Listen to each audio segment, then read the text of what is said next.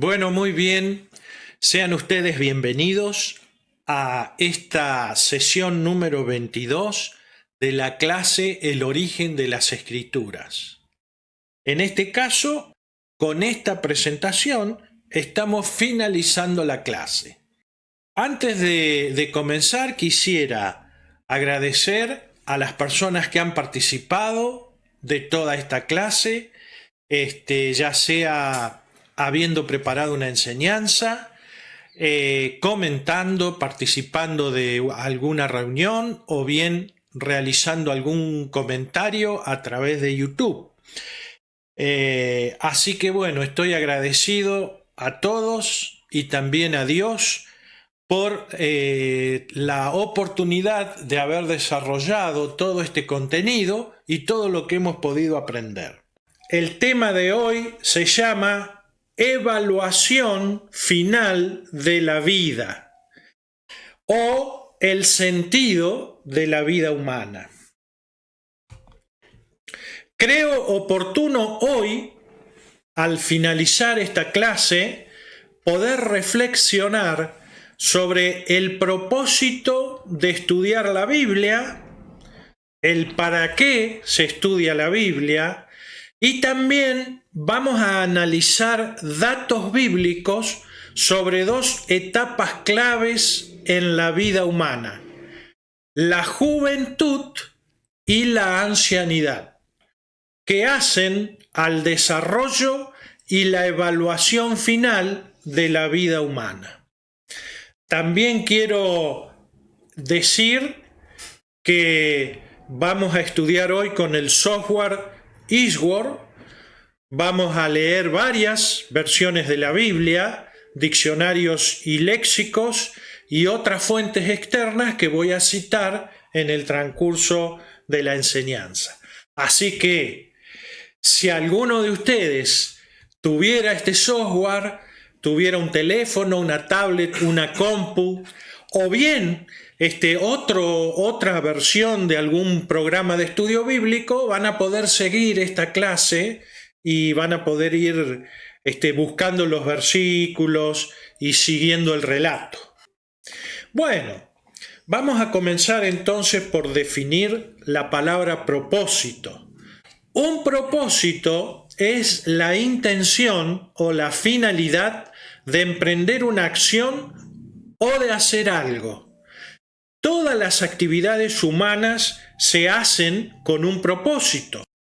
Dios mismo tuvo un propósito al crear los cielos y la tierra y al crear la especie humana. Como veremos, Dios hace todas las cosas con un propósito. Así que vamos a leer en Isaías capítulo 46, versículo 10. Isaías 46 y en el versículo 10. Voy a leer la versión de la Biblia al día, esta que está acá, ¿sí? Y dice así: yo anuncio el fin desde el principio, desde los tiempos antiguos lo que va a suceder. Yo, Dios, digo, mi propósito se cumplirá y haré todo lo que deseo. Ahí está. Es decir, Dios hace todo con un propósito. Además dice la Escritura, vean, yo anuncio el fin desde el principio. El fin, escrituralmente hablando en la Biblia, es el libro de Apocalipsis. Y el principio es el libro de Génesis. Y si uno mira las raíces en el hebreo, son las mismas raíces que la palabra Génesis y Apocalipsis. Es decir, la raíz de la palabra fin y la raíz de la palabra principio. Así que esto indicaría, de alguna manera, que no se podría entender el libro de Apocalipsis, que es el fin, si no se han estudiado otros libros del Antiguo Testamento, que sería el principio. Esto indicaría además que no se pueden entender los evangelios, por ejemplo, y el cristianismo, si no se han estudiado las raíces del pueblo de Israel. Muy interesante esto. Además dice, mi propósito se cumplirá, se cumplirá. Qué privilegio entonces poder conocer el propósito de Dios que se cumplirá, el que se cumplirá. Nosotros contamos con las escrituras de la Biblia para conocer el propósito de Dios, ¿sí? Entonces, esto es lo que da el verdadero sentido al estudio y la investigación bíblica. Conocer al Creador, conocer su creación, conocer su propósito para con el hombre y conocer el fin desde el principio. Muy bien, continuemos. En el campo de la filosofía existen algunas preguntas que se llaman existenciales. Así que vamos a poner en pantalla algunas de estas preguntas. Por ejemplo, se preguntan los filósofos, ¿qué es el ser? También se preguntan de dónde venimos y por qué estamos aquí. También se pregunta la filosofía si hay vida después de la muerte. ¿Cuál es el propósito y el sentido de mi vida? Esta es una clásica. ¿Qué es la verdad? Eso es una búsqueda filosófica de décadas y milenios. También se pregunta la filosofía si Dios existe y también por qué existe el mal. Resulta entonces que los filósofos trasladan sus ideas a través de sus obras escritas y las trasladan al resto de los mortales, que somos nosotros. Y a veces quedamos más confundidos que obtener certezas, ¿verdad? Lo interesante acá es que la Biblia da respuesta a estos temas. La Biblia podemos decir con toda seguridad que es la obra escrita de Dios. Como dijimos, hoy vamos a estudiar el libro de Eclesiastés. El nombre Eclesiastés es una traducción de la palabra hebrea Kohelet, que significa el portavoz oficial de una asamblea o simplemente el predicador, el orador. Se le atribuye al rey Salomón la autoría de este libro. Este libro refleja la experiencia de un hombre que debido a sus grandes recursos económicos pudo realizar experimentos varios en las diferentes áreas de la vida. Yo diría en todas las áreas de la vida. El predicador experimentó la prosperidad, el sufrimiento, la justicia, la maldad, la sabiduría, los gobiernos, etc. El gran rey Salomón incorporó en su formación filosofías foráneas. ¿Por qué? Por la cercanía con otras culturas, por ejemplo, el imperio babilónico y el imperio egipcio. También las enseñanzas de su padre, que fue el rey David. También él tenía conocimiento de las escrituras bíblicas y, como dice la Biblia, la sabiduría que Dios mismo le dio. Así que bueno, vamos a leer Primero de Reyes capítulo 10, versículos 23 y 24. Primero de Reyes, capítulo 10, versículos 23 y 24. Acá estoy, 23 y 24, pero voy a leer en la versión La Biblia de Jerusalén, ¿sí? Ahí está. Dice, el rey Salomón superó a todos los reyes de la tierra en dos cosas, en riqueza y en sabiduría. Dice el 24, todo el mundo quería ver personalmente a Salomón. ¿Para qué? Para escuchar la sabiduría con la que Dios había dotado su mente. Interesante, ¿no? Lo que dice la Escritura. Entonces, qué gran oportunidad poder aprender de hombres así, como Salomón, ¿verdad? Por ejemplo, uno de los versículos que se le atribuyen a Salomón, vamos a leer uno ahora, es Proverbios 4:23, así que lo voy a leer ahí. Proverbios, versículo conocido, ¿verdad? 4:23. Voy a leer la versión de Dios habla hoy. Fíjense qué interesante lo que dice. Dice, Proverbios 4:23, cuida tu mente, más que nada en el mundo. ¿Por qué?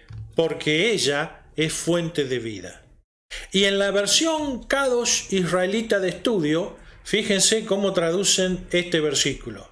Dice, por encima de todo, guarda tu corazón, porque es la fuente de ¿qué? De las consecuencias de la vida. O sea, la gente busca las causas, ¿por qué me pasa esto? ¿Por qué me va así? ¿Por qué pasó aquello? ¿Por qué tal cosa? Y dice, guarda tu corazón porque es la fuente de las consecuencias de la vida.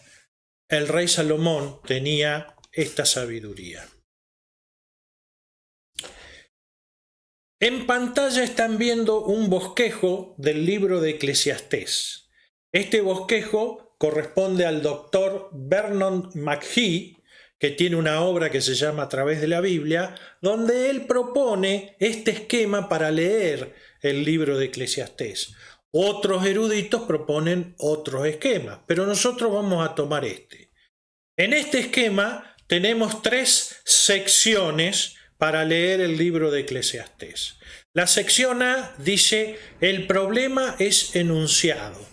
Y el enunciado es, todo es vanidad. Es decir, esto sería, en términos modernos occidentales, sería plantear una hipótesis. ¿Cuál es la hipótesis o una teoría? Todo es vanidad, dice. En el segundo punto se hace una búsqueda, una prueba para ver si esto es sostenible. Entonces, el predicador o el rey Salomón busca ¿en qué? En la ciencia, en la sabiduría y la filosofía, en el placer, en el materialismo, en el fatalismo, en el egoísmo, en la religión, la riqueza y la moralidad. Esas son todas las áreas donde busca el rey Salomón. Y eso se conoce como un análisis de datos. Y finalmente, en el ítem o en el apartado C, se plantea el resultado de esta búsqueda. Y dice que el resultado es todo debajo del sol es vanidad. Esto sería la tesis, dicho en términos occidentales, ¿no? Nosotros entonces, en este estudio de hoy, que estamos dando en la introducción, vamos a seguir este esquema para analizar las 2 etapas de la vida, que son la juventud y la ancianidad. Vamos a comenzar entonces por Eclesiastés, capítulo 1, versículos 2 y 3. Eclesiastés, capítulo 1, versículos 2 y 3 de la Reina Valera, ¿sí? Así que me voy a ir a la Biblia Reina Valera 1960. Así que dice, en el 2, vanidad de vanidades, dijo el predicador, vanidad de vanidades, todo es vanidad. En el 3, una pregunta, ¿qué provecho tiene el hombre de todo su trabajo con que se afana debajo del sol? Una gran pregunta, ¿verdad? Muy bien. Noten o notemos que el versículo 2 finaliza diciendo todo es vanidad. Es decir, la totalidad de las cosas que aparecen ante nuestra consideración son vanidad.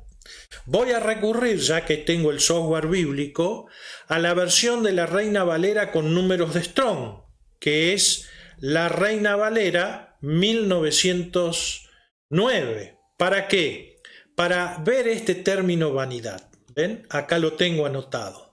Eso que salen ahí son pop-up, es decir, son menús desplegables.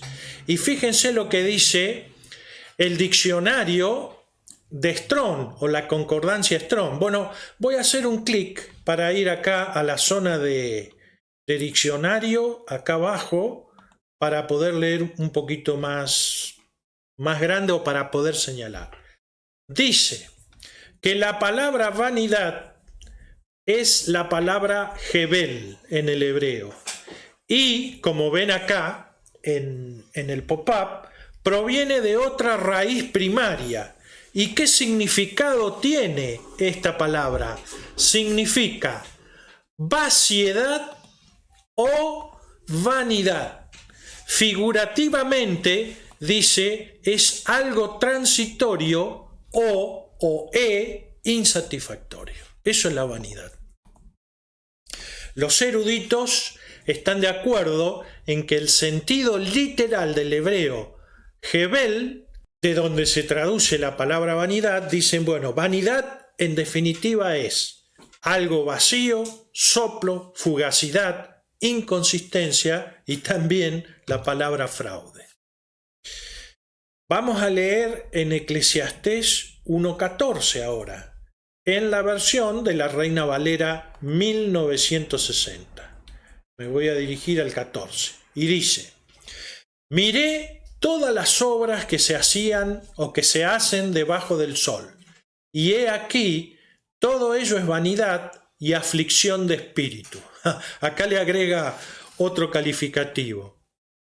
Voy a leer el mismo versículo de la Biblia de los hispanos para que notemos cómo traduce. He visto, en el 14, he visto todas las cosas que se han hecho bajo el sol, y he observado que todo es vanidad y correr tras el viento. ¿Cómo uno puede correr tras el viento si el viento no se ve? Pero bueno, son expresiones orientales. Voy a dirigirme ahora al diccionario bíblico Vila y Esquaín, un diccionario bíblico famoso. ¿Qué voy a hacer acá? Aquí va abajo. Voy a buscar la palabra vanidad para poder leer lo que dice el diccionario. Vean lo que dice. Los términos vanidad y vano se hallan frecuentemente en la Biblia para dar la idea de aquello que es vacío, pasajero, sin valor. Como dice el cuadro o la captura acá a la derecha, dice vanidad, entonces algo vacío, pasajero, sin valor. Muy interesante estudiar de esta manera. Entonces el predicador explora en cada área de la vida todas las obras que se hacen debajo del sol y expresa que todo es vanidad, es decir, transitorio e insatisfactorio, vacío, fugaz. Por lo tanto, si el estudio bíblico es una actividad que se hace debajo del sol, habría que definir cuál es el propósito del estudio bíblico, dado que también el estudio bíblico podría caer en esta categoría de ser vanidad, ¿verdad? Bueno, en eso estamos. Ahora, para poder completar hoy esta enseñanza, yo les voy a dejar esta actividad como tarea para el hogar. Luego en sus casas ustedes pueden leer Eclesiastés capítulo 1, versículo 4 al capítulo 11, versículo 10. Eso lo dejo para poder acelerar esta enseñanza. ¿Por qué? Porque en esta enseñanza nos vamos a enfocar en Eclesiastés capítulo 12. El capítulo 12 de Eclesiastés es descrito como una figura poética de la ancianidad o la vejez. ¿Por qué? porque presenta dos etapas claras de la vida. Número 1, habla de los días de la juventud. Y número 2, habla de la ancianidad. Por eso es que hay varios estudiosos que dicen que este capítulo es una evaluación final de la vida del hombre. Entonces, vamos a desarrollar este capítulo. Eclesiastés 12.1 entonces. Eclesiastés 12 de la Biblia Reina Valera, voy a leer el capítulo 12, versículo 1. Dice: acuérdate de tu Creador en los días de tu juventud, antes que vengan los días malos y lleguen los años de los cuales digas, no tengo en ellos contentamiento.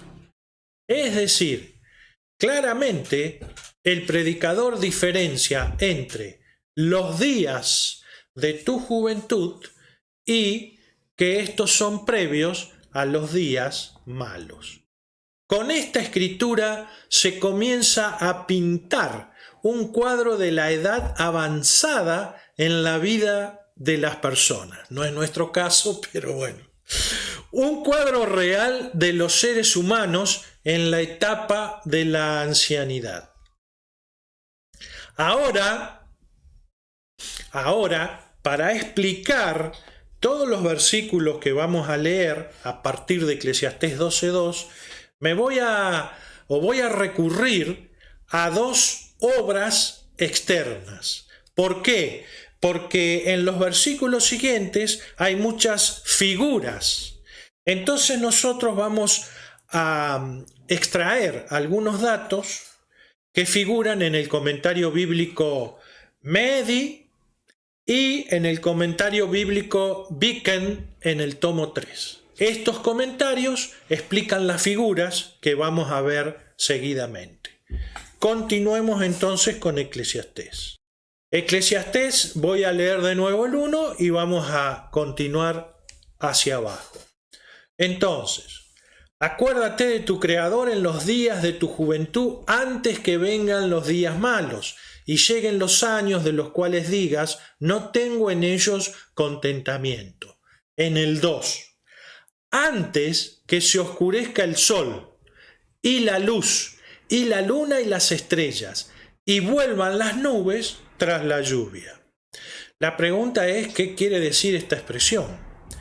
Antes que se oscurezca el sol y la luz, la luna y las estrellas, hace referencia a la vista de una persona, que ya no será tan buena como cuando eras joven, y tendrás que recurrir a la ayuda de las gafas para poder leer.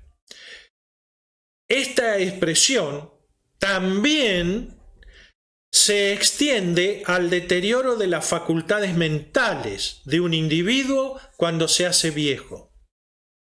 Facultades que en la cultura oriental se expresan en términos de la palabra luz. Es decir, las facultades mentales comienzan a desvanecerse en la etapa de la ancianidad, como el desvanecimiento de la luz del sol, la luna y las estrellas al aproximarse el amanecer.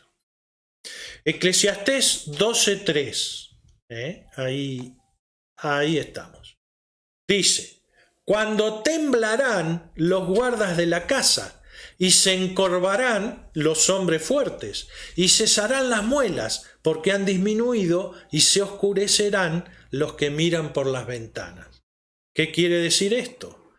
Bueno, cuando temblarán los guardas de la casa es una expresión que se refiere a los brazos y las manos, con los cuales nos defendemos y trabajamos, y que son tan útiles para el mantenimiento del cuerpo.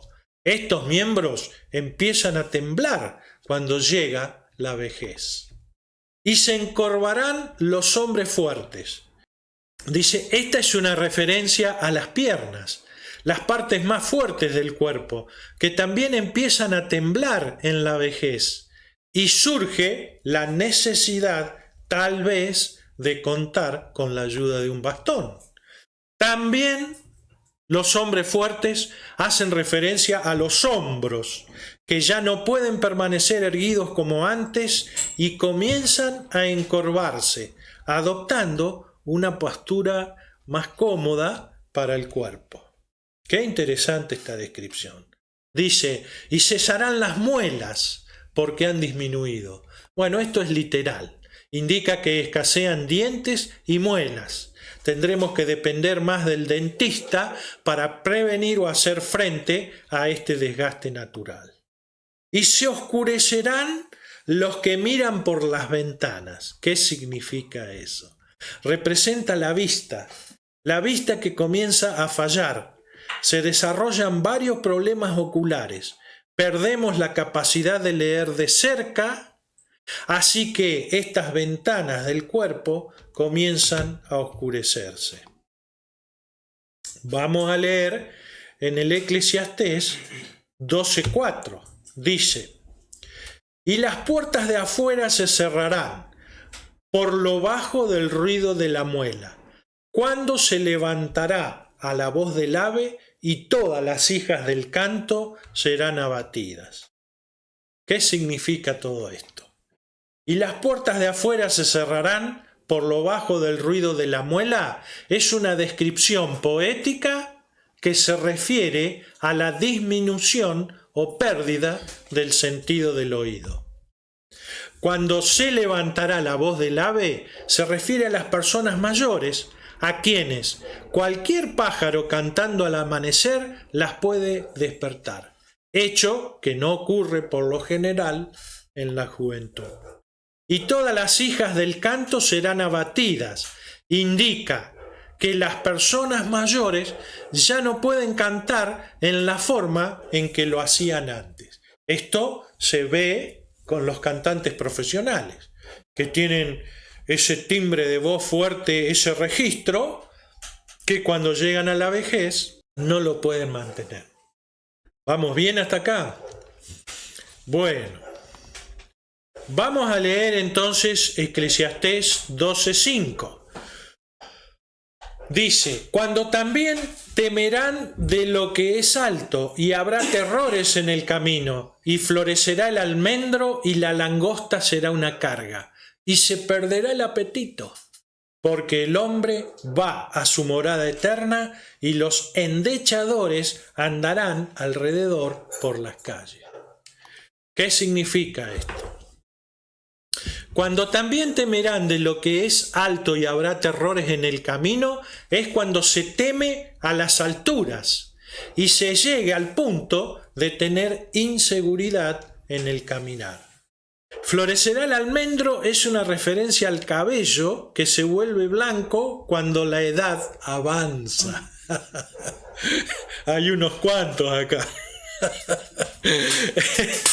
Este es otro de los signos de la vejez. Y la langosta será una carga, dice. Esto significa que cuando se llega a la ancianidad hay hechos o detalles pequeños que no molestaban antes, pero ahora se convierten en una carga. Y se perderá el apetito. Hay autores que entienden que esta expresión literalmente se refiere a la disminución del apetito. Y otros autores dicen que aquí hay un eufemismo y que el significado es que disminuye el deseo sexual. Toma pa' vos. Dice, porque el hombre va a su morada eterna y los endechadores andarán alrededor por las calles. Esto es propio de la cultura oriental. Históricamente, las endechas se asocian con las prácticas funerarias. Eran cantos o poemas que se entonaban durante el velorio y el entierro de una persona. Y como es, hasta como lo vemos hoy nosotros, cuando se hacían estas endechas, se alababa y se hablaba de todo lo positivo de la persona. Qué buen tipo que fue, qué solidario. contrario a lo que sucede en la vida, cuando uno está en vida, ¿no? Bueno, Eclesiastés 12:6. Eclesiastés 12:6 dice: antes que la cadena de plata se quiebre y se rompa el cuenco de oro y el cántaro se quiebre junto a la fuente y la rueda sea rota sobre el pozo. Acá tenemos una lista de órganos del cuerpo y bueno, los diccionarios que he consultado dicen lo siguiente. Esa cadena de plata se refiere a la médula espinal. Si se daña, se rompe o enferma, la vida acabaría repentinamente. El cuenco de oro hace referencia a la cabeza, la cavidad o receptáculo para el cerebro. El cántaro que se quiebra junto a la fuente se refiere a los pulmones, ya muy débiles. La rueda que se rompe sobre el pozo se refiere al corazón, que ya no bombea sangre a través del cuerpo.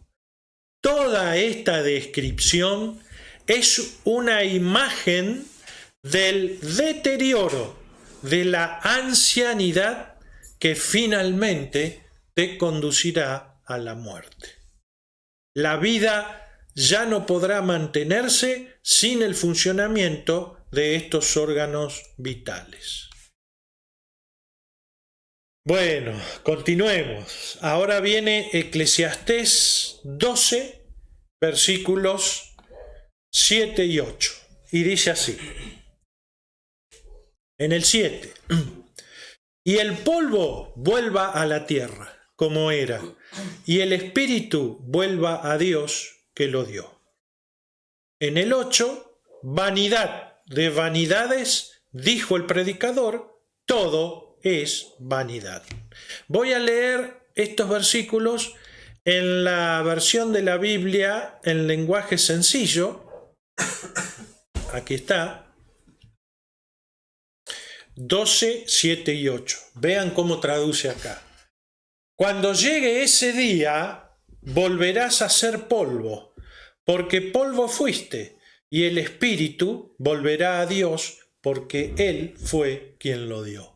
Esto es una referencia a la creación del hombre en Génesis, cuando dice que Dios formó al hombre del polvo de la tierra. Eclesiastés 12:8 dice: yo, el predicador, declaro, en esta vida nada tiene sentido, todo es una ilusión. Increíble que un hombre del cual la Biblia dice que era el más poderoso, el más rico y el más sabio de toda la tierra, diga estas cosas, ¿verdad? Quiero leer la Biblia latinoamericana también. Biblia latinoamericana, Eclesiastés 12, 7 y 8. Dice: el polvo vuelve a la tierra de donde vino, y el espíritu sube a Dios que lo dio. Y en el 8, esto no tiene sentido, decía Kohelet. Ven, ahí está la palabra hebrea. Nada a qué aferrarse. Qué expresión, ¿no? Realmente. Bueno, este es el resultado entonces de la evaluación de la vida que hace el predicador. Todo es vanidad en el sentido literal de la palabra hebrea Hebel, que significa vacío, fugacidad, inconsistencia, algo transitorio e insatisfactorio, nada a qué aferrarse. Damas y caballeros, esto es la vida, de acuerdo a las escrituras bíblicas. Bueno, sigamos. Eclesiastés 12:12 ahora. Reina Valera 1960. Eclesiastés 12:12. Ahora, hijo mío, a más de esto, sé amonestado. No hay fin de hacer muchos libros, y el mucho estudio es fatiga de la carne. Este versículo da una interpretación, da un doble sentido ahí. porque hay personas que dicen que esto quiere decir que no tiene sentido estudiar mucho o que no hay provecho en estudiar mucho, en hacer muchos libros, y no es ese el sentido correcto de este versículo. Para ello, primero voy a ejemplificar con la versión de la Biblia de Jerusalén, cómo traduce Eclesiastés 12:12. Fíjense que dice: para acabar, hijo mío, ten cuidado. Escribir muchos libros es cosa de nunca acabar, y esto ya es distinto. Y estudiar demasiado daña la salud. Y la versión de la Biblia de nuestro pueblo tiene una traducción similar. Dice: un último aviso, hijo mío, escribir más y más libros es un trabajo interminable y el mucho estudiar desgasta el cuerpo. En la sociedad que vivimos nosotros, o la sociedad en la que vivimos nosotros, se llama sociedad del conocimiento y ahora sociedad de la inteligencia artificial. Entonces, el conocimiento se multiplica en nuestra sociedad hora tras hora. Por tanto, el trabajo de escribir muchos libros, el trabajo de producir conocimiento por parte del hombre, es algo que no tiene fin, es algo que no tendrá fin. Es un trabajo interminable. Eso es lo que quiere decir Eclesiastés 12:12. No que estudiar mucho no tiene sentido. Y a propósito, quiero leer un ensayo de traducción del comentario de Viken en el tomo 3 que dice lo siguiente: muchos libros se han escrito y mucho estudio se ha dedicado a descubrir el significado de la vida. Pero aparte de la revelación de Dios, estos solo conducen a la fatiga de la carne. El hombre de Dios conoce la importancia del intelecto, pero también está al tanto de sus limitaciones. Interesante este comentario o este ensayo de traducción. Y bueno, y también vamos a leer, para ir cerrando este capítulo, Eclesiastés 12:13 en la versión Reina Valera 1960, que dice lo siguiente: 12:13. El fin de todo el discurso oído es este. ¿Cuál es? Teme a Dios, eso es, respeta a Dios, y guarda sus mandamientos, porque esto es el todo del hombre. La versión de la Biblia latinoamericana, vamos a leer el mismo versículo que dice lo siguiente: conclusión del discurso. Todo ha sido dicho, respeta a Dios y observa sus mandamientos. Allí está todo para el hombre. Nuevamente, ¿no? Conclusión del discurso. Todo ha sido dicho, respeta a Dios y observa sus mandamientos. Allí está todo para el hombre. Nuevamente, pensar que esto lo dice el hombre más poderoso, más rico y más sabio de toda la tierra, y lo dijo hace unos 3000 años atrás, más o menos. Muy interesante. Así que, si todo es vanidad, pasajero, fugaz, la pregunta: ¿cuál cree usted que es el propósito de estudiar la Biblia? Eclesiastés 12:1, volvemos nuevamente. Acá, Eclesiastés 12:1, en la versión de la Reina Valera 1960. Ya lo habíamos leído.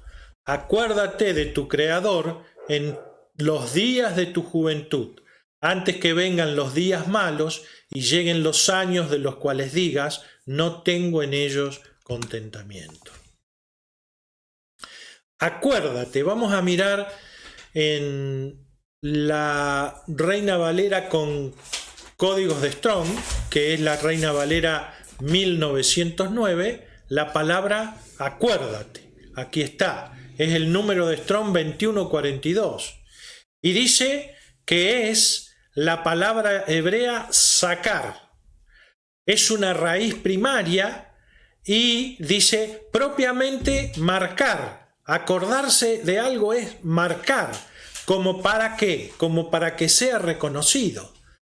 También cuando dice IE, las letras IE significan es decir, de recordar y por implicación mencionar. Así que ese sería el término hebreo sacar. Recordar, mencionar, hacer memoria o traer a la memoria. Y el léxico Taller, que lo voy a buscar acá en la zona de diccionarios, voy a ir al Taller, un léxico especializado,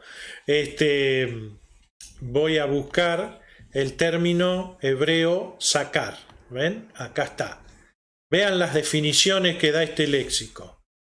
Llamar a la mente, ser traído a la memoria, mantener en el recuerdo, pero lo interesante es que nos dice que se trata de un verbo, y un verbo es una acción continua. Muy interesante poder estudiar de esta manera y poder consultar con estos textos especializados, poder ampliar nuestro entendimiento. Dice, acuérdate de tu Creador entonces en los días de tu juventud. Entonces, ¿cuáles son los días de mi juventud? ¿Qué edad le ponemos a la juventud? ¿Quién da más? ¿Cuántos años le ponemos a la juventud? ¿20, 30, 40, 80, 29? Según la Biblia y lo que hemos visto, la juventud es antes que vengan los días malos. Es decir, antes de que cada uno experimente los síntomas que hemos descrito para los días malos. Eclesiastés 12:1. ¿Cuáles son los días de tu juventud entonces? Los días de tu juventud son los días antes de que tu vista, voy a hacer ahora una descripción, pero con la explicación que fuimos viendo, ¿no? Entonces, los días de tu juventud son los días antes de que tu vista y tus facultades mentales ya no sean tan buenas como cuando eras joven. Es antes de que tus brazos y manos se debiliten y tiemblen, y de que tus piernas débiles requieran de la ayuda de un bastón, y antes de que los hombros comiencen a encorvarse como signo de ancianidad. Tu juventud es antes de que experimentes la disminución o pérdida del oído y que cualquier ruido pequeño te pueda despertar de un sueño. Es antes de que tu voz pierda la potencia y firmeza que tenía cuando era joven. Es antes de que te den miedo las alturas o tengas inseguridad al caminar. ¿Vieron que hay personas que tienen miedo de caerse? Antes de que las canas pueblen tu cabellera y de que pequeñas molestias se conviertan en cargas mayores. Tu juventud es antes de que disminuya tu apetito y el deseo sexual, y antes de que conocidos y amigos se reúnan en tu funeral para ponderar lo buena persona que eras y cuánto lamentan ahora tu pérdida. Tu juventud es antes de que ocurra algún imprevisto grave a consecuencia del gran desgaste del cuerpo o a causa de una enfermedad terminal o a causa de un paro cardíaco que te lleve o que lleve tu vida a su fin. Antes de todo esto, para Dios somos jóvenes. Por eso dice, acuérdate de tu Creador en los días de tu juventud, antes de que todos estos síntomas aparezcan en lo que la Biblia llama tus días malos. Esta será la etapa de tu vejez, los días en que ya no tendrás el deseo ni los motivos para seguir vivo. En nuestros días podríamos decir, aprovecha de los avances médicos para cuidar tu desgaste físico y aprovecha de la fe en el Dios Altísimo para morir viejo y lleno de días. Sigamos entonces.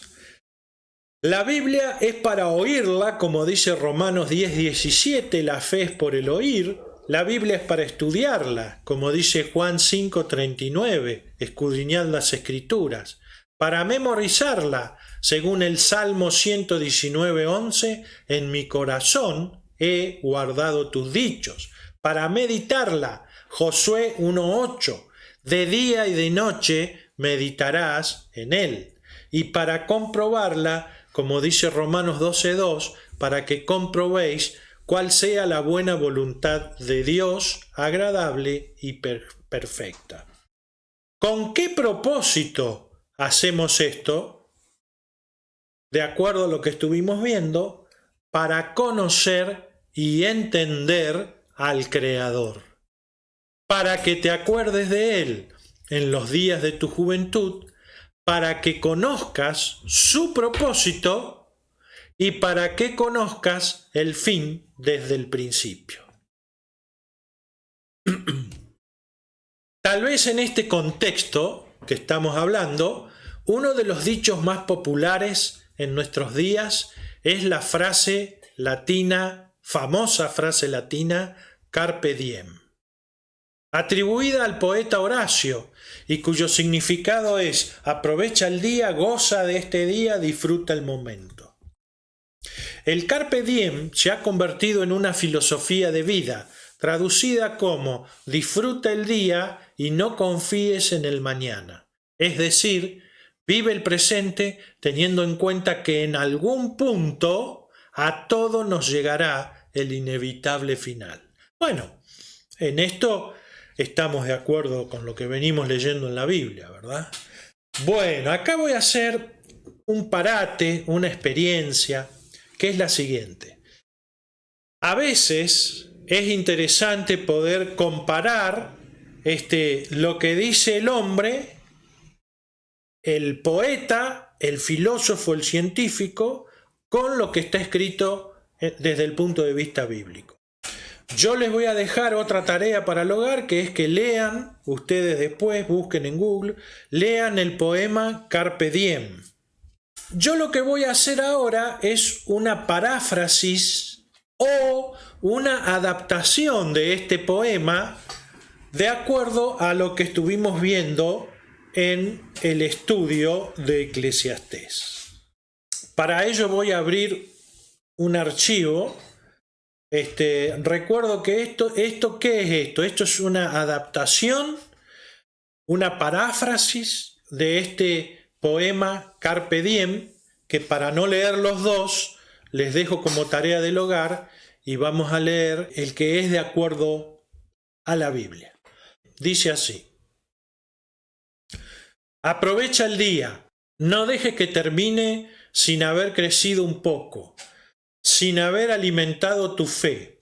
Acuérdate de tu Creador. No te dejes vencer por el desaliento. No dejes de creer en las palabras de Dios que te prometen ayuda, victoria y salida. Acuérdate de tu Creador. Somos seres humanos llenos de pasiones semejantes. La vida es desierto y es oasis. Nos derriba, nos lastima. El mundo acciona en contra de nosotros. Pero recuerda la Escritura que dice: hijitos, vosotros sois de Dios y los habéis vencido, porque mayor es el que está en vosotros que el que está en el mundo. Nunca dejes de creer, porque si puedes creer, al que cree todo le es posible. No caigas en el peor de los flagelos, el miedo. El miedo ata, esclaviza, encierra, mortifica. Recuerda la escritura que dice: porque yo, Jehová, soy tu Dios, quien te sostiene de la mano derecha y te dice: no temas, yo te ayudo. Reconoce las bendiciones de Dios y sé agradecido. Acuérdate de tu Creador. Aprende de quienes pueden enseñarte. ¿Quiénes son ellos? Los que creyeron antes, los que practicaron la fe en el Dios Altísimo de Israel, los que por la fe pasaron el Mar Rojo, conquistaron reinos, alcanzaron promesas, sacaron fuerzas de debilidad y se hicieron fuertes en batalla. Aprende del Señor Jesucristo, el cual es el autor y consumador de la fe, el cual, por el gozo puesto delante de él, sufrió la cruz, menospreciando el oprobio, y se sentó a la diestra del trono de Dios, y el cual nos ha sido hecho por Dios sabiduría, justificación, santificación y redención. En la sociedad de hoy estamos nosotros, los creyentes, los hijos de Dios, aquellos que por fe fuimos redimidos por el Señor Jesucristo, y para quienes hay algo más que una sociedad de poetas muertos o una sociedad de poetas vivos. Hay una esperanza, hay una promesa, hay un retorno y hay una resurrección para vida eterna. Bueno, esto es una adaptación, por supuesto, como dice acá. Esto es una adaptación, una paráfrasis, pero luego tomen el trabajo de leer el poema y de compararlo, porque, bueno, para nosotros o para los hijos de Dios hay algo más que el gran derrotero del mundo, o que ser felices, tener éxito y viajar por el mundo, ¿verdad? Para terminar esta enseñanza, vamos a leer Jeremías 9, 23 y 24. Jeremías 9, 23 y 24. Acá estoy en el 23, pero lo voy a hacer de la versión de la Biblia de los hispanos. Dice así: así dice el Señor, no se gloríe el sabio de su sabiduría, ni se gloríe el poderoso de su poder, ni el rico se gloríe de su riqueza. Pero si alguien se gloría, gloríese de esto, de que me entiende y me conoce, pues yo soy el Señor que hago misericordia, derecho y justicia en la tierra, porque en estas cosas me complazco, declara el Señor. Dice el texto: me entiende y me conoce. Esto es algo personal, y con Dios siempre es personal. Así que bueno, llegamos a la siguiente conclusión final, que dice lo siguiente: el propósito del estudio bíblico es para conocer al Creador, conocer su creación y para entender sus propósitos, para tener nociones claras de los acontecimientos que vienen, para conocer el fin que es anunciado desde el principio y para poder acordarnos de Dios en los días de nuestra juventud. Así que bueno, hasta acá llegamos. Dios los bendiga